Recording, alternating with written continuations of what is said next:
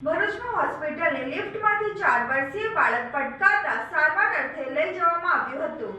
ભરૂચના RK કાસ્ટા shopping સેન્ટરમાં આવેલી ચાઇલ્ડ કેર હોસ્પિટલમાં ચોંકાવનારી ઘટના સામે આવી છે। હોસ્પિટલની લિફ્ટ બીજા માળે અટકી જતા લિફ્ટમાં પરિવાર ફસાઈ ગયો હતો। પરિવારને લિફ્ટમાંથી બહાર કાઢવાની કામગીરી દરમિયાન 4 વર્ષીય બાળક અચાનક લિફ્ટમાંથી નીચે પટકાયું હતું। મળતી માહિતી મુજબ પરમાર પરિવાર પોતાના 4 વર્ષીય બાળક તીર્થરાજ દેવેન્દ્ર પરમારને સારવાર માટે ચાઇલ્ડ કેર હોસ્પિટલમાં લઈને આવ્યો હતો। દરમિયાન લિફ્ટ બીજા માળે અટકી જતા પરિવાર મુશ્કેલીમાં મુકાયો હતો। લિફ્ટમાંથી પરિવારને બહાર કાઢવાનો પ્રયાસ કરવામાં આવી રહ્યું હતું ત્યારે બાળક નીચે પટકાતા તેના માથાના ભાગે ગંભીર ઈજા થઈ હતી। ઘટનાને પગલે હોસ્પિટલમાં અફરાતફરીનો માહોલ સર્જાયો હતો।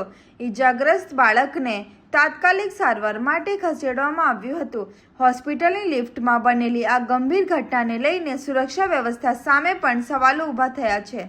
મારું નામ વિનોદ પ્રજાપતિ છે। અહીંયા શોપિંગમાં મારી શોપ છે, દુકાન છે।